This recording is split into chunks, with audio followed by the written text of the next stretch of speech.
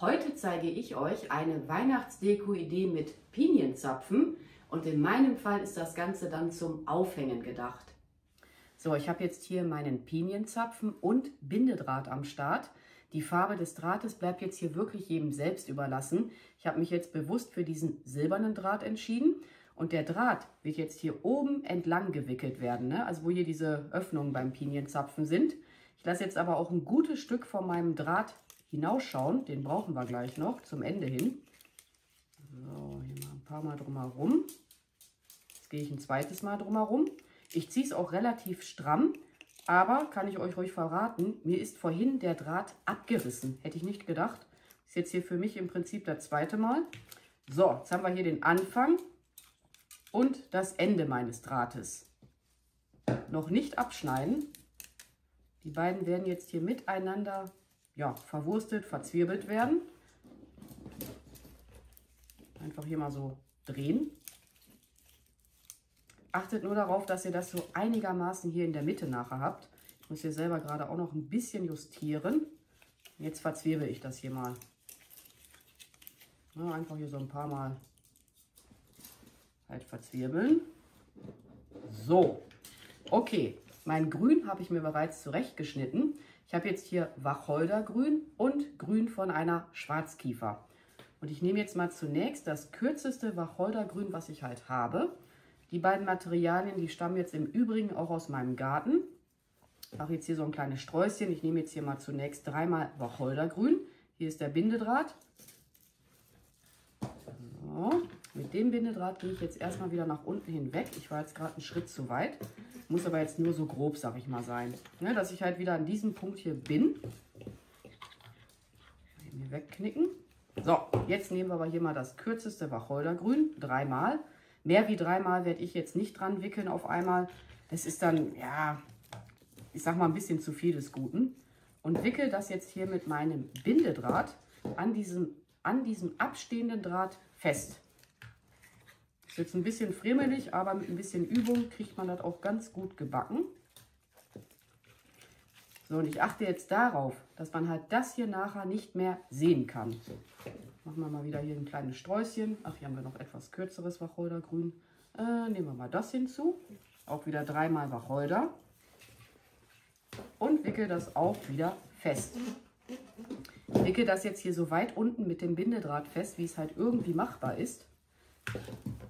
Ihr habt es ja auch gesehen, ich habe da jetzt wirklich ein paar Mal mit dem Draht drumherum gewickelt. Mal eben hier Wacholdergrün raussuchen. Ihr könnt auch sowas nehmen, wo die Enden halt nicht mehr so toll aussehen beim Wacholder. Ich hatte da vorhin was abgeschnitten. Das kann man aber, wie gesagt, auch einfach benutzen. Hier mal eben wieder alles justieren. Na, ich war so rumgegangen. Und auch wieder peu à peu festwickeln.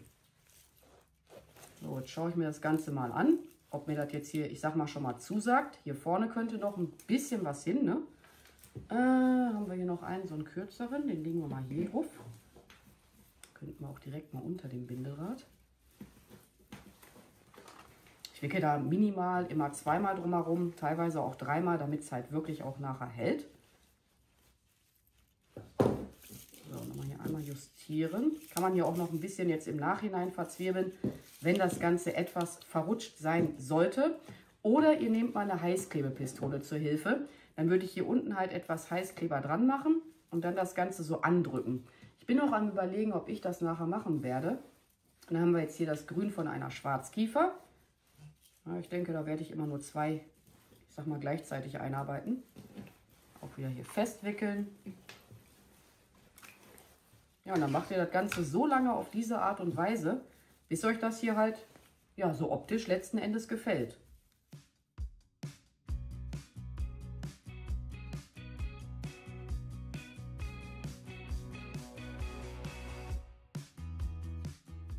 Ich mache jetzt hier noch mal einmal Wacholder drum und dann bin ich mit dem Grün auch soweit durch. Aber ich denke, das sieht nachher wirklich ganz süß aus. Gut stramm ziehen. Nur nicht so stramm, wie ich das vorhin mal gemacht habe. Nicht, dass euch das dann auch passiert, dass der wirklich mal einreißt, der Bindedraht. Aber so sieht das Ganze jetzt schon mal aus. Und dann habe ich jetzt hier etwas Plattenmoos am Start. Im vergangenen Jahr hatte ich die ein bisschen anders erstellt. Frieren wir mal hier etwas ab. Ach, da haben wir einen kleinen Zapfen. Oh, ist ein bisschen zu viel des Guten. Etwas halbieren. Da kann man dann auch super für so ein Projekt, könnt ihr mal sehr gut, wie heißt es, Moosreste verwenden. Wenn hier noch sehr viel Erde dran sein sollte, also halt hier unten am Moos, auch abfriemeln. So, mal eben schauen, das könnte ein bisschen tiefer. Liegt das hier halt drauf. Das hier können wir auch schon mal. Es kommt hier so etwas überlappend auf das vorherige Moos. Ich wickel aber jetzt hier erstmal schon mal wieder stramm drumherum, damit das erste Moos hier auch schon mal hält. Ja, wobei, müssen wir mal eben gucken. Hier ist ein bisschen was Unschönes.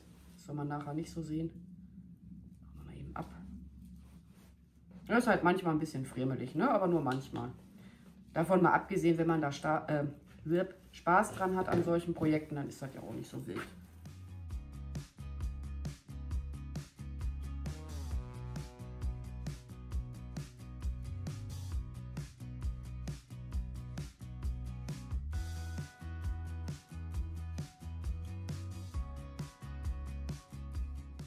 Ja, und umso mehr Draht ihr hier oben drumherum wickelt, umso besser könnt ihr das Ganze dann nachher auch zurechtbiegen.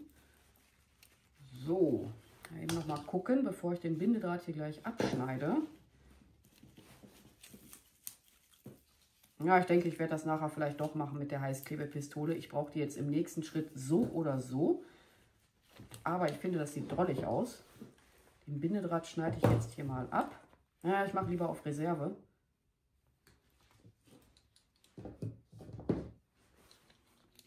Füge den Draht hier oben jetzt zusammen, der da halt hinausschaut, und verzwirbe das jetzt auch wieder ordentlich miteinander.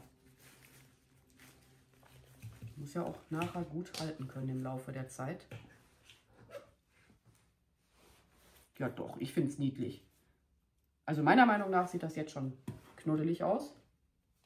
Hier oben habe ich jetzt noch eine Schlaufe. Ich war ja am Anfang des Videos mit dem Draht nach unten hinweggegangen. Die überschüssigen Enden, die wickel ich jetzt wieder nach unten hin weg. Könnt ihr auch abschneiden, ne? Aber wie gesagt, ich will halt, dass das da nicht im schlimmsten Fall irgendwie noch aufgehen kann. Ich hatte auch erst darüber nachgedacht, mit einem goldenen Draht zu arbeiten, aber der gefiel mir farblich nicht so gut. Und diese beiden Drahtenden, die stecke ich jetzt hier irgendwo in das Moos hinein. Immer ein bisschen aufpassen, wenn ihr mit Draht arbeitet, der kann gut und gerne auch mal leider pieksen. Ja, und jetzt kann man sich Gedanken machen, ob man das Ganze noch weiter dekorieren möchte. Werde ich natürlich machen. Ich übertreibe ja nun mal auch gerne. Als nächstes arbeite ich Bucheckern, Anissterne und eventuell diese grünen Dekosterne ein.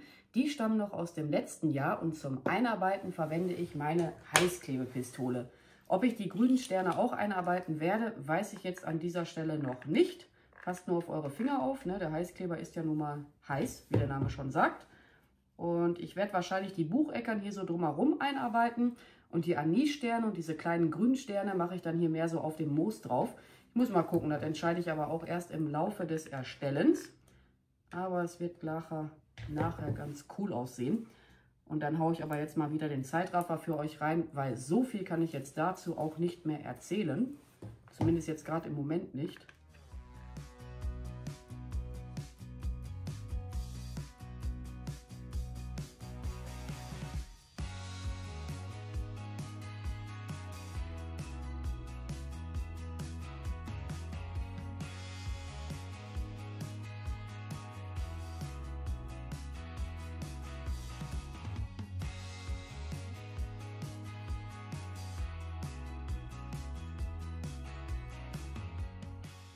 Noch mehr werde ich daran jetzt nicht dekorieren, allerdings muss ich jetzt auch noch die Fäden vom Heißkleber entfernen. Ich werde jetzt auf die gleiche Art und Weise noch einen zweiten Zapfen erstellen, da verwende ich aber gleich anderes Grün. Bei dem nächsten Projekt verwende ich Stacheldrahtpflanze und Grün von einem Eukalyptus. Ich bin mal gespannt, wie der sich dann nachher drin machen wird, also halt der Eukalyptus. Ich muss jetzt hier natürlich auch schon mal was abschneiden von meiner Stacheldrahtpflanze.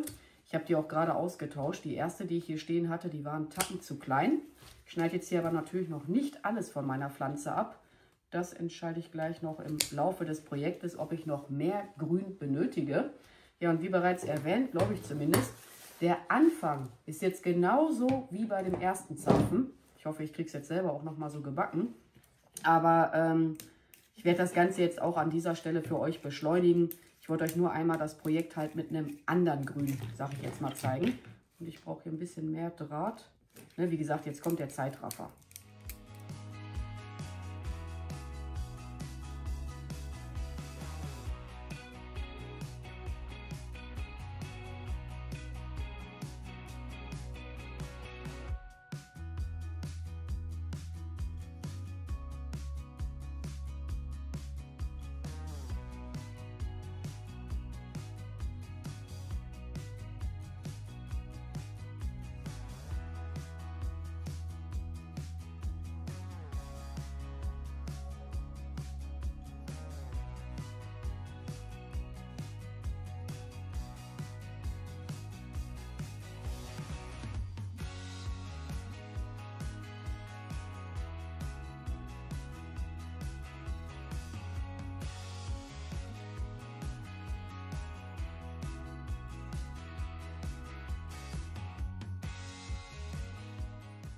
Also ich finde, diese Version sieht auch schon mal ganz nice aus und dann mache ich mir jetzt mal Gedanken, wie ich weiter dekorieren möchte. Für euch geht es jetzt hier wieder, ja, flott weiter.